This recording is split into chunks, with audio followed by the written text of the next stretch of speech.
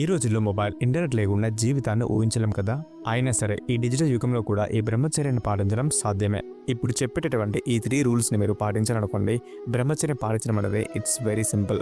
Number 1, మీరెవరికైతే ఎక్కువగా respect ఇస్తారో వారి ఫోటోని మీ మొబైల్ వాల్పేపర్గా పెట్టుకోండి. ప్రతిసారి మీరు మొబైల్ తెరిచినప్పుడు ఆ ఫోటో మీకున్న లక్ష్యాలను మీకు గుర్తు చేస్తుంది.